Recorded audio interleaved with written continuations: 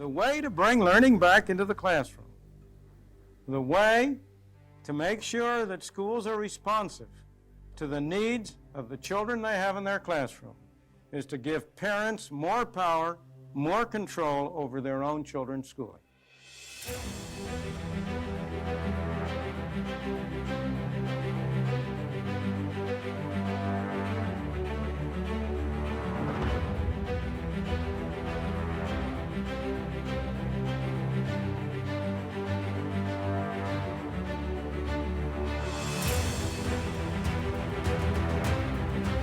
But the voucher idea is growing in some states. Florida, where we saw Governor Jeb Bush earlier tonight, started one just last week.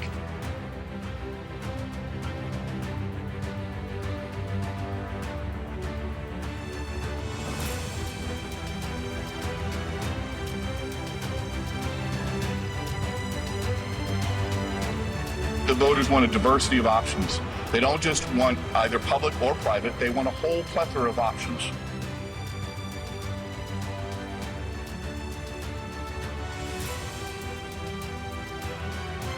All children are precious and all children are different. And what is right for one child won't be for another. Let's trust the parents to figure out which is which.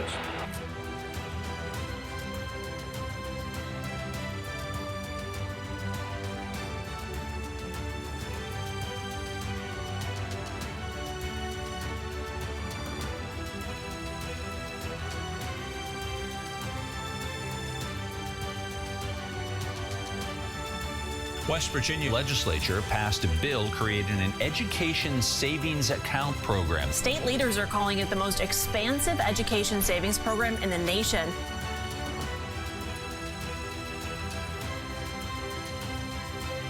Freedom protects diversity of all of these different expressions of people's individuality, that produces the great achievements of civilization, and that provides the great hope and protection of our freedom.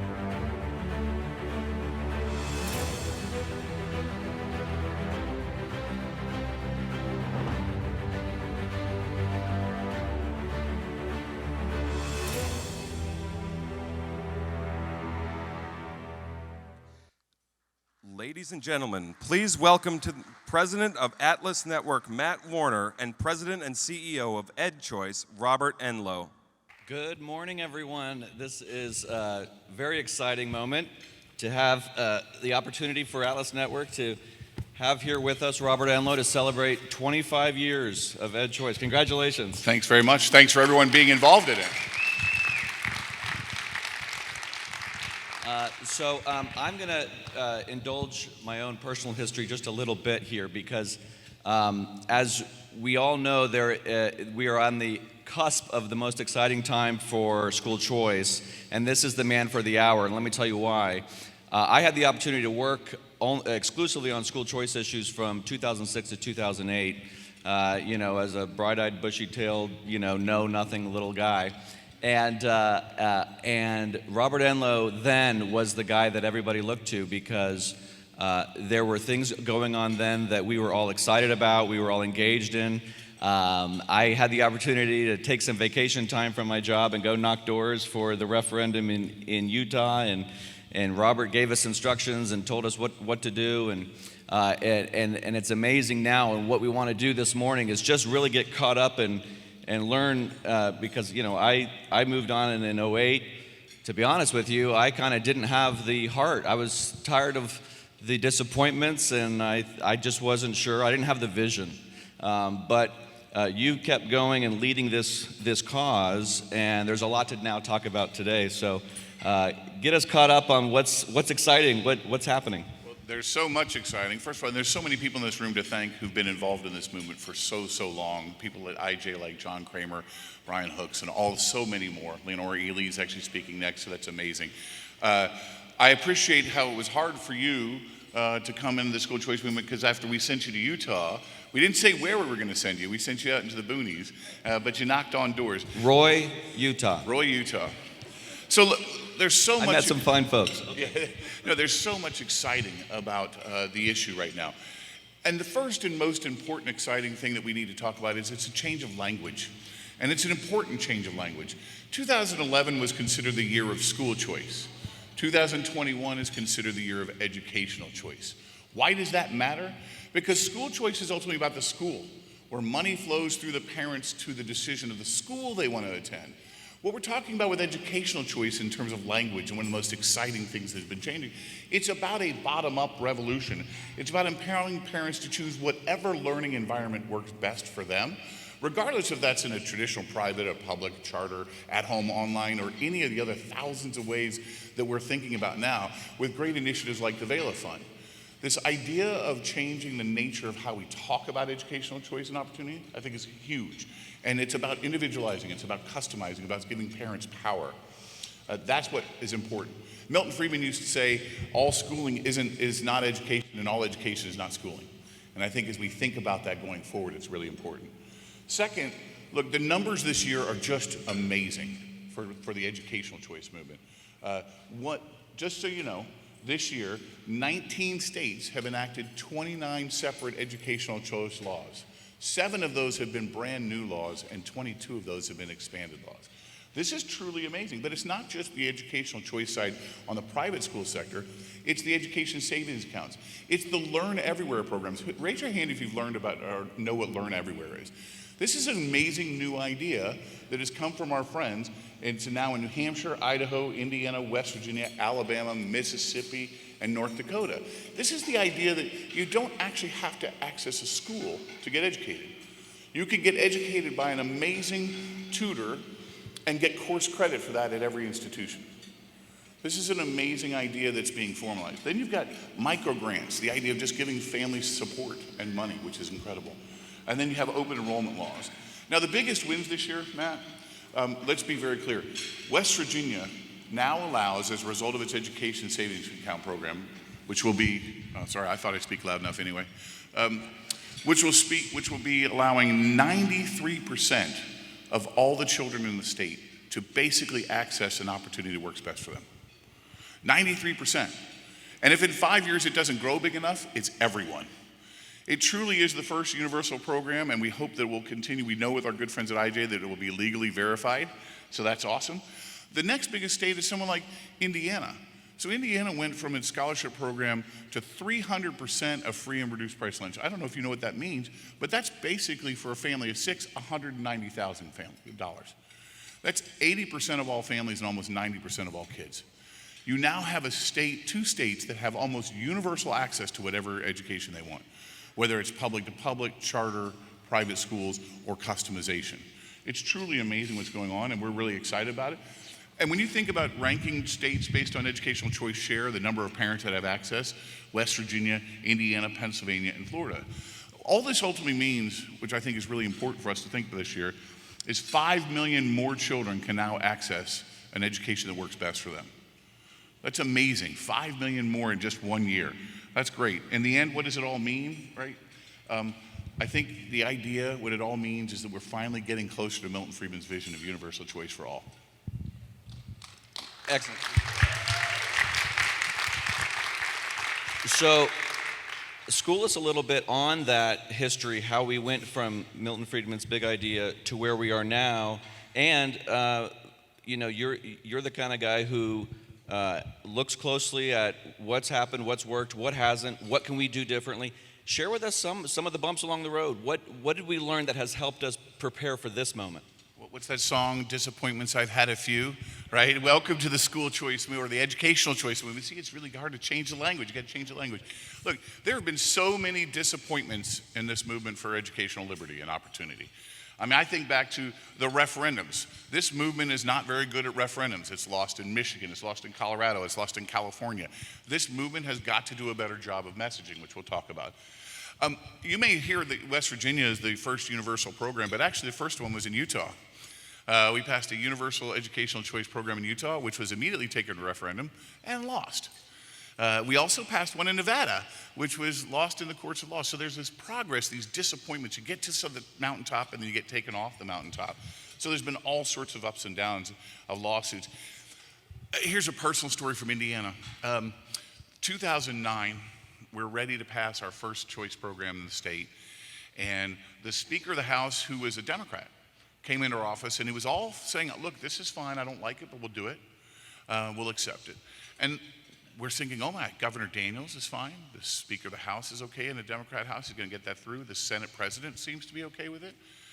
On the day of the night, at midnight of the day the budget ended, right, I going in the elevator down with the Ways and Means chair of the Senate, and he goes, I'm sorry, we just couldn't get it done. And you get disappointed, this incredible disappointment. How do you not get it done when you have the Speaker, the Senate President, and the Governor behind you? Clearly you didn't want to get it done, right, is what the lesson from that is. So there's all sorts of these incredible stories. Or Brian McGrath, who was the first person in New Hampshire to witness a 179 to 178 defeat for a bill. I mean, these are amazing downs and ups. One of the most amazing things, though, the ups and downs, is the Florida lawsuit and the U.S. Supreme Court. This is a sort of an interesting distinction. In 1999, for those of you who don't know, Jeb Bush passed the Opportunity Scholarship Program, which we were happy to be involved with. And we think, oh, this is great, the first statewide scholarship program. And then what's happening 6 years later in 2006, it gets turned down by the Supreme Court, by the state Supreme Court. This is after the U.S. Supreme Court had ruled in favor of the Cleveland decision. And so at that point, it was very disappointing because we had seen the U.S. Supreme Court finally rule, and we think this is going to be the biggest watershed moment. And then the courts in Florida say, nah, not really. And so this is ups and downs. Now, the learnings. Look, what have we learned in 25 years? If you don't think about this as a bottom-up movement rather than a top-down movement, it's not going to be long-lasting. We have been top-down on a lot of our reforms for a long time. When we think about educational opportunity, well, we know better because we're the policy advocates, we're the people who are designing policies, and in fact, it needs to be bottom up. The next thing you got to do is think about the idea of transformation. What I've learned is, are we reforming the system or are we transforming the system? What does reform mean? Reform, if you look at Todd Rose's work, means we're just basically keeping the system as it is. We're trying to improve the processes of the system. Innovation is pretty controlled, and it's mostly top-down. The result is ultimately a system that's the same, but better, right? What transformation thinks about is how do we get to an entirely new system where innovation is permissionless, where it's bottom-up, where parents are in total charge. If we don't start thinking that way in the educational choice and liberty movement, we're going to fail. Third thing and last thing I'll say is you got to go big. We just did this study, I don't know if you've seen it, called Who's Afraid of School Choice? We went back to look at every single law that was passed in school choice and saw all the videos and all the statements from all the opponents of school choice. And guess what they said? For the bill that was in Arizona that was a very tiny bill, the world is coming to an end. The sky is falling. The public schools will be destroyed. Everything will come down crashing around us. The sky is definitely falling. 25 years later, the sky hasn't fallen. And they say the same thing about big programs as they say about small programs. You don't gain yourself any victory by going small. Going big is what matters. And then lastly, I think this is important, is top-down conversation. So in Indiana in 2011, when we passed this choice bill, it wasn't just one choice bill, it was five proposals. It was teacher tenure, it was A to F, it was school grading, teacher tenure, charter schools, vouchers, and teacher tenure reform. You know which one of those has lasted the longest?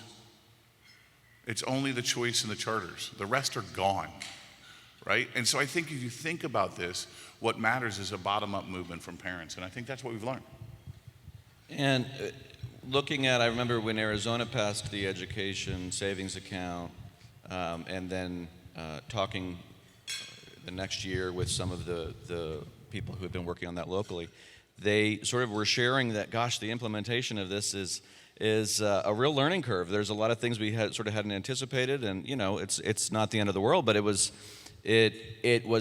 still a new challenge to tackle. What have we learned about, where is the work? There's work on getting the bills done, but then what do we need to do to really help these programs come alive? So again, I'm be a homer here and go back to Governor Daniels. We passed this incredible bill in 2011. We go to the party and he goes, great job. Now the real hard work starts of implementation.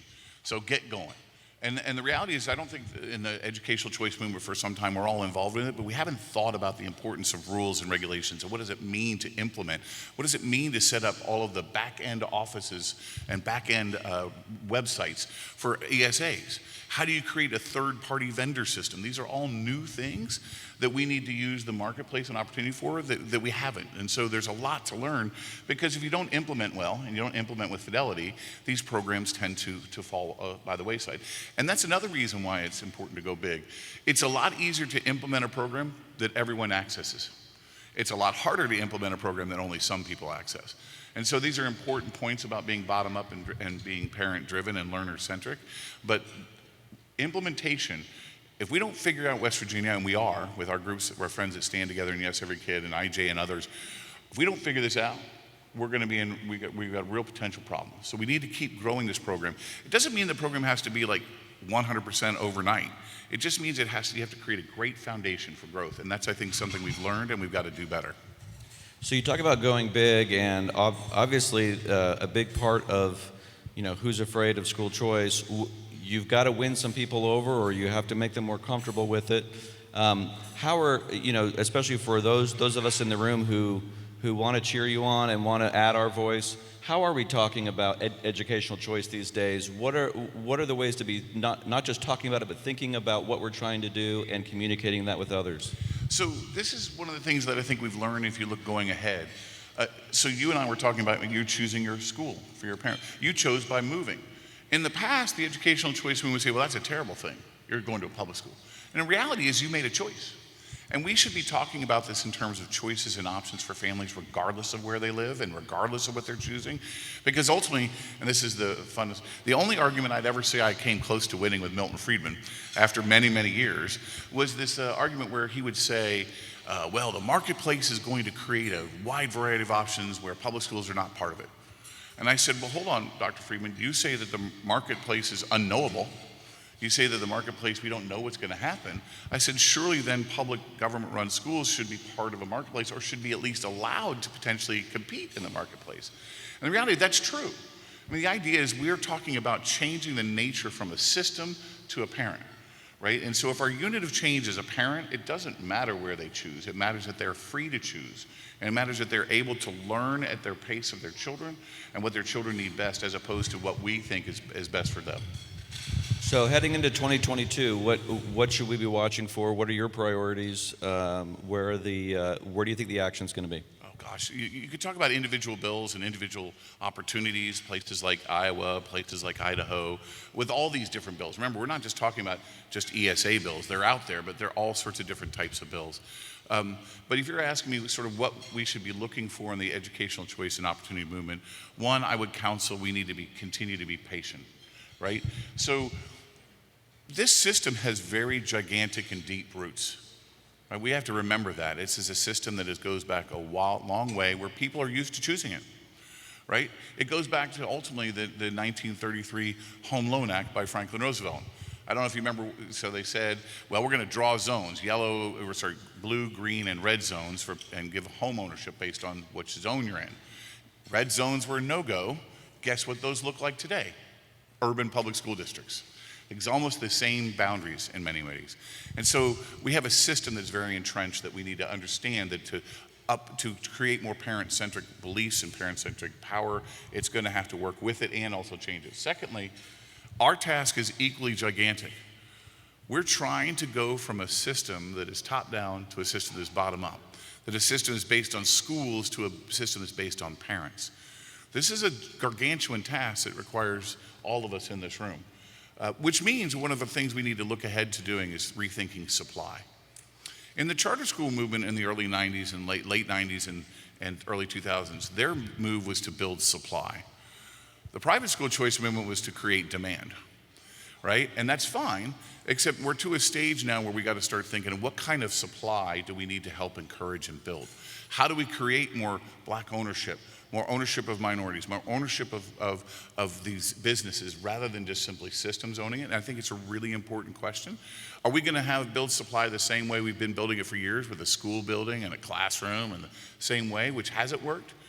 Or are we going to build something very different? And I think I'm going to quickly give you another Milton story real quick. Milton used to say, imagine what would happen in New York City if every single hot dog vendor was required to be government run. So your corner hot dog vendor now became your local hot dog vendor. What would happen? It's free at the point of delivery, it's required to attend, and you can only go in where they're telling you can go. What would happen to the other hot dogs stands? And the answer, the only two that would be able to exist would be elite hot dog stands up on the Upper East Side and kosher hot dog stands. And that's sort of what we're at with the private school choice side of it. Are we building supply that's like just religious and just non-sectarian, high end, or are we building something much more dynamic? And as we think about educational opportunity going forward, how do we build a dynamic marketplace of opportunities, not just simply schools that look the same? There's a lot of efforts for that, but I think it's really heading the right way. We've got to sell our vision better. We've got to do a better job of bringing people along with us. And we need to build ideas. I'm gonna say this one quote from Milton, which is my favorite quote, which you'll see on the t-shirt, which is on your chairs. Only a crisis, actual or perceived, produces real change. The actions that are taken after that crisis depend on the ideas that are lying around at the time. That, I believe, is our main function, to develop alternatives and ideas so that the point of the politically impossible becomes a politically inevitable. And so one of the things that I would say we need to keep doing, and you all in this room need to keep doing as you have been, is build new ideas. Because we don't even know what it's going to look like in a true marketplace. People want customization, and we simply have no idea. People talk about Uber, that's what we want. No, actually, who is in a city that has Bird or Lime? You just throw these things down. You know how they did it? They just went and threw them down. And people started using them, right? Scooters? Yeah. Oh. These Bird and Lime, these are scooters. They just went, their method of marketing was just go throw it down on the street and see what happens. Right? It was permissionless. It was basically user-centric. And we've got to think that kind of way with education. Well, as a cheerleader of think tanks, my only quibble with Friedman is that lying around, it doesn't seem active enough. But everything else Milton Friedman ever did was wonderful. Well, that's what he said. That's why he said it's our function is to develop alternatives and ideas. Right. That's what it means. Yeah, but not to lie around. No, I agree. Okay, I'm going to ask you one more thing and then start thinking about what questions you have for Mr. Enlow. Clearly, a lot of us have experienced our own angst during the pandemic around whether our schools were open or whether they weren't open or how they were making decisions. Just give us a flavor from where you sit, how you see the dynamics of this kind of awakening to parental awareness, both of what their kids are learning because they were in their homes watching them on Zoom, and kind of being beholden to administrative decisions that you didn't always agree with. Is this as much of an opportunity as some of us hope it is in terms of a shift in the cultural appetite for more choice, and just like in other aspects of our lives? So I do think it's a huge opportunity, and my answer would be more, depending on how you define more. So look, whether parents are getting more involved because of their view of various issues that are out there right now in the public, CRT or issues like that, or they're getting involved because they sat over the side of their child during the pandemic and said, what the heck is being taught to my kid? Or whether they're saying to themselves, I want my kid to go back full time. I mean, the reality is what we've learned, I think, in the pandemic is there are 1,000 different points of view for 1,000 different people. So think about it this way. If I ask you all to write, and we do this exercise all the time, if I ask you all to write down what you think the purpose of education is, I would probably get 150 different answers. And our system has got to be complex enough to be able to answer all of those, and it's not. I think what we're learning from the pandemic is that there are 150 different reasons and purposes for education. How do we build a structure that supports those parents that want that different system? And so the answer is more. Right? If parents want to stay in school, then they should be staying in school. If the parents don't want to stay in school, they want a hybrid version. There's a reason why homeschooling has grown the most this year, and particularly homeschooling among black females is dramatically up, because it's about taking power and it's about reclaiming power that hasn't been there for a long time. And so this is a huge opportunity for the liberty movement to sort of come alongside families, come alongside learners, and do what they need. Okay, what questions do you have? Comments, observations? Anyone? Can't see it. Yes, go ahead. If we don't have a mic, I'll repeat your question. Do we have a mic coming? No. Go ahead and speak loud, Jack, and then I'll repeat it. Sounds good. So in your 25 years of working in this space, could you speak a little bit to some of the unexpected coalition partners that you found along the way? This is where I think the educational opportunities movement needs to get way better, right?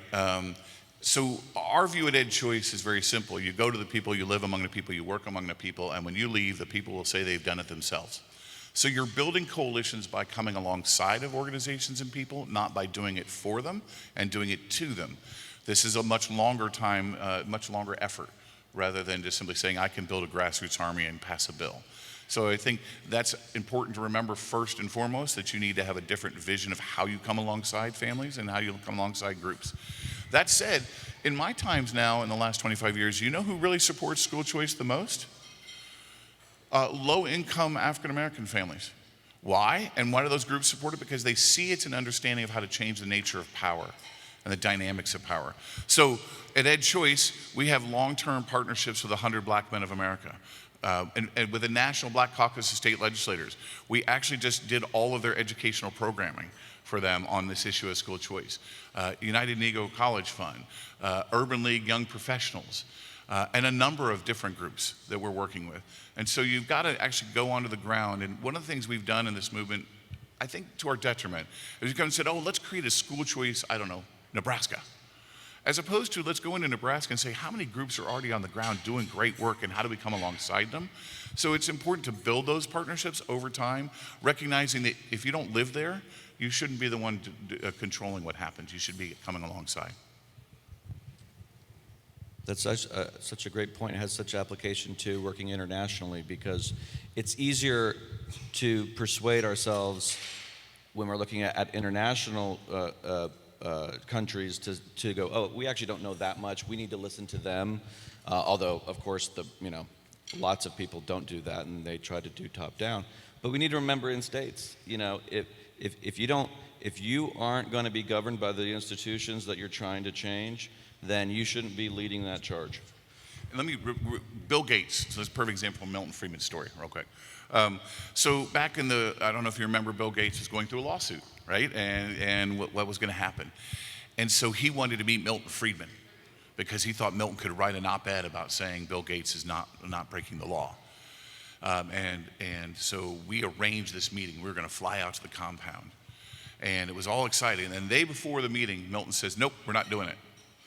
We're not doing it because the principle of what I believe matters more than the actual opportunity for EdChoice or than Friedman Foundation to get resources.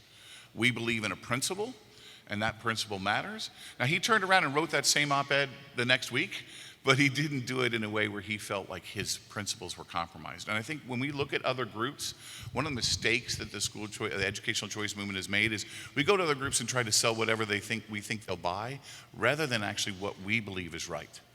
And so when I go to work with folks on either side of the aisle, I sell Milton Friedman's vision of choice for all. I don't sell charters. I don't sell any ESAs. I don't sell vouchers. I don't sell any of that. I sell the idea that families should have the power to control their children's destiny. Excellent. Yes. Good morning. You talked about West Virginia. Oh, I'm sorry, I didn't say, please identify yourself. Sorry, Micah Sagabel. I'm with the Philanthropy Roundtable. So thanks, congrats on 25 years. Just an incredible success and just huge leadership that so many of us have drafted behind. Huge policy wins, obviously across the country, West Virginia being one of them. You talked about what needs to go right in West Virginia in order to make the policy a success. Could you give more insight into implementation in West Virginia and what you all are looking at in terms of what success looks like behind the policy and what's going well and where are areas of concern? Every area is an area of concern, first of all, because you're trying to build a new program from the ground up. 3 areas we got to think about. I call it the sort of Liberty PPP project, right? Policies and regulations. Reality is if we don't get the rules and regs right, then it doesn't work. My home state, again, is trying to do rules on its new ESA program that is going to say, oh, they were talking about doing a lottery system. This is not a good idea. So staying on top of the policies and the rules and regulations is a really big deal. And I think we're doing that okay, but you've got to work with the treasurer's office that is not always that is under the threat of a lawsuit now, so it's not always going to be communicative about things, right? Which is as they should be. So getting the rules and regs and the policies right over time are really important. Second, I look at the second P is parents and community leaders? How are we going out and identifying, recruiting, and activating new parents and new community leaders around the state? Who's knocking on those doors? One of the things this movement hasn't done very well is they focus on the grass tops, not the grassroots. And so as we look at West Virginia, how do we come alongside our incredible partners at the Cardinal Institute to help people knock on doors, to help people get out into the community leader role and help people get out into the communities to share with what's been going on? You got to build this over time. Obviously, I'm concerned that we got to do that because that takes time. And the third P is providers. Whether those are providers, do we have the right people in mind to do the Class Wallet? I don't know if anyone knows Class Wallet. Who's the third-party management system? We haven't done a really good job of building new ideas on that. So that's going to be a huge worry. How do you get the people to do the overlay of the marketing and the management of the program? But also the other thing is, how do you identify, recruit, and activate new potential providers that aren't schools? It's not just about school-based, it's about all the families who are tutors, all the incredible businesses who actually do education programs. How are you going to get them on your side, encourage them and recruit them and retain them and get them engaged in the system and make sure that system works best for them? It's a large task, which I'm thankful that our friends at Yes Every Kid in the Stand area of the community, at Cardinal and IJ and everyone's involved with, and you guys too, and Atlas. So those are some of my worries about it. It's a really gargantuan task, but it's one we're meeting. The other thing is, how do you encourage parents to get information, right? You have to actually have an ongoing marketing plan. So there's a group called Love Your School in Arizona. We're going to try and help expand their work in other states like West Virginia, which is basically connecting parents not just with their private school choices, but with all of their options across the board. So those are the things I worry that we get right. And as you can just see, I've defined 15 years of work. So. Yes. John Kramer from IJ. He's coming right here behind you. Well, Robert, again, congratulations on 25 great years and great talk here, Matt, so thank you. Can you talk about some of the resources and research that you've done that folks can bring back to their countries or bring back to their states to help them implement school choice programs? Well, that's very kind of you, John, to mention.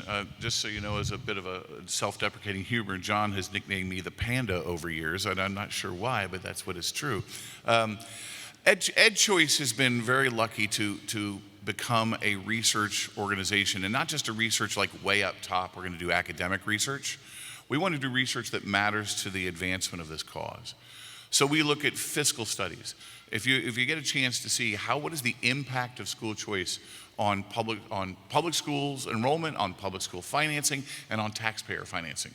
And what you find, as we just released, Marty Lucan yesterday, it was in the Wall Street Journal, we're saving over $28 billion a year from that. That's the kind of research you can show that goes back into your state and says, we are going to save money. We're going to, not to save money, let's not use that language. We're going to better use money for parents' needs, right? And so that's one point.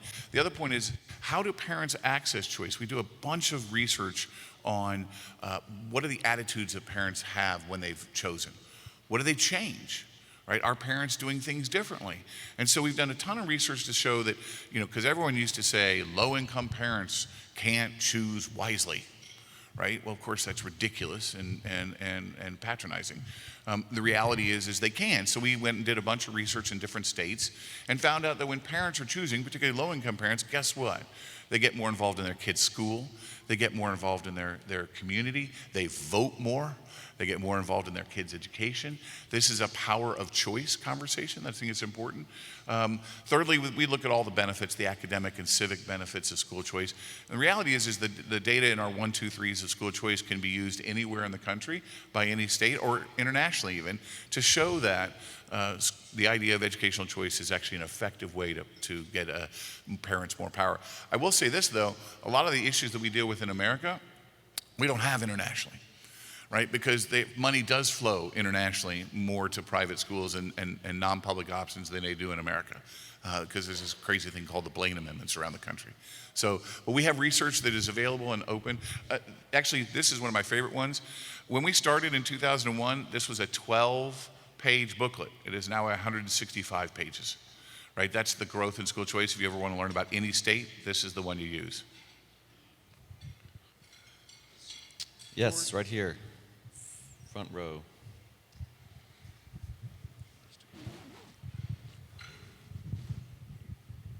Thank you, Robert. I'm Michelle Matola with the Children's Scholarship Fund, and I just wanted to do a shout out also to Robert and the folks at EdChoice and at the Institute for Justice for all their hard work in New Hampshire this year as well, in terms of getting the education freedom accounts up and going. And Robert, I just was wondering, maybe you'd want to share a little bit about, beyond research, how EdChoice is helping organizations to really grow these programs. So first of all, Michelle, thanks for reminding me about the incredible work of Children's Scholarship Fund and the incredible work in New Hampshire. It's so, I remember that there was a time I used to be able to tell you every single program, all the details about every single program in America.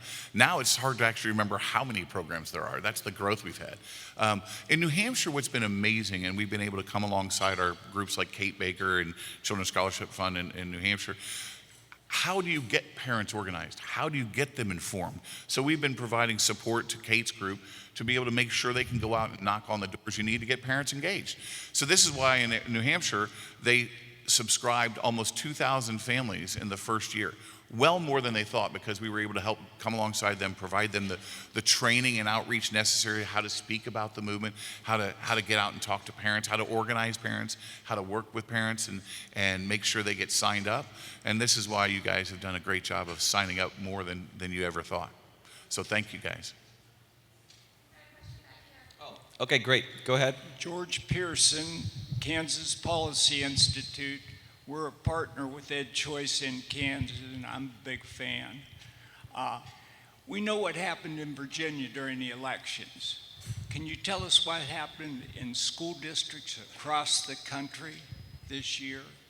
So, if you had 2 hours, we could begin to scratch that surface. I mean, the reality is school districts across the country have done all sorts of different things. In terms of response to the pandemic, if you mean that, some of them did okay, most of them failed miserably, right? If you mean how are school districts responding to parents now, some of them are trying to think about how to respond properly, some of them are just ignoring and defying. Right? So there's school districts across the country are responding very differently, if that's what you mean. A lot of them ran slates in their district. Correct. And a lot of those slates became a majority for that school district.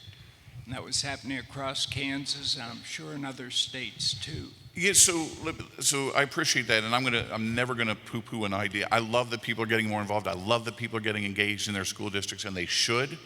But look, the whole concept of school districts are the reason we're in the problem we're in. Right? This is why redlining is such a bad idea. This concept of creating zones of where you live is a bad idea. It's not what we want. We want people to be free to choose wherever. So I love that people are getting more involved, but ultimately our dream is to eliminate this idea of public school district boundaries. Why can't you go across boundaries? Why can't you do what you do in Indiana? The largest choice program in Indiana is the 80,000 families that cross districts because there's no boundary cost anymore.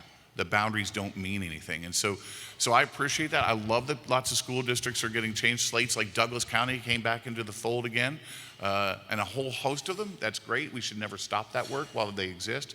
But our goal ultimately, I think, is to basically create a system that's bottom-up, parent-driven, and has no idea of districts whatsoever. Okay, final question. Okay, thank you very much. My name is Christopher Fjellner. I'm the Managing Director of the Environmental Public Health Institute in Sweden, but I'm also a member of the Executive Board of the Conservatives in Sweden, the leading opposition party. We introduced school choice for the whole nation 1991. 20% of all students are in private schools now. And if you would have asked me a year ago, I would have said, this was so successful you couldn't roll it back. I wouldn't worry. But right now, I am worried. Because we have a huge debate around in Sweden, and why? There are many bad public schools, but there are even some bad private schools as well. And people worry more, strangely enough, about one bad private school compared to 10 bad public schools. And what's the cautionary lesson from this? We should have focused more on the control network, the control framework, to see to that public money was spent well wherever it's spent. Do you think about that when you roll out this program? How to control things, not only by choice, but also for the taxpayer's sake? So that's a great question, and we appreciate Sweden's move a long time ago to create, which by the way is a proof point that if you do school choice that rural areas can get it, access to it. Sweden is, most of its school choice is in rural Sweden, a lot of it, which is important. But my answer to your question is this. If you think only about private schools as the unit of choice, that's where I think we ultimately create the problem in the beginning. Charter schools in America, one of their biggest problems when they started this idea, we're going to trade the idea of academic quality for freedom, right, and institutional freedom. Guess what their number one complaint is now? Over-regulation, which stifles their ability to innovate and stifles their quality. Right? My biggest fear in places like Sweden and here is that we're going to do the same thing if we focus just on schools. If it's just about schools, the system is so powerful that guess what you do? You regress to the mean. And so while you need to put in the guardrails, right? You can do this but not this. You don't need to be so specific as to say that you can't try and innovate things. Perfect example. In a charter school movement, you can only get, most of the time, you can only get 5-year charters. But the reality is in Arizona, you can get 15-year charters. Now, what do you think a bank is going to loan to more? The 5-year charter or the 15-year charter? This idea of longevity and innovation is really important. There's a reason why Arizona is the most innovative charter school, because it's the freest market, and parents are the ones determining quality. By the time they get to closing a charter school or closing a non-public school or not using the choice program for them, the parents have already fled it. They're already gone. So you can think about a top-down mechanism, or you can put the guardrails in, and I prefer the guardrails as opposed to top-down controls. Well, you've each got this very cool T-shirt in your gift bag there, and it's got like a concert tour, all the dates you saw in the video. Very neat. And to another validation of how clever and smart your team is, I forgot my sunglasses, and I was walking by your table. You're coming to Miami, give everyone sunglasses. Right? So I totally picked up one of those. Yeah. So yeah, our team is amazing. I love that. I love that. Yeah. I do want to just end with the following thing. Thank you. Right? None of this is possible without everyone in this room. EdChoice has just been a lucky vehicle to try and push a vision. You guys are the ones doing the work, and so I want to say thank you to everyone in this room for doing the work they do. Absolutely. All right, join me in thanking Robert Enlow and EdChoice.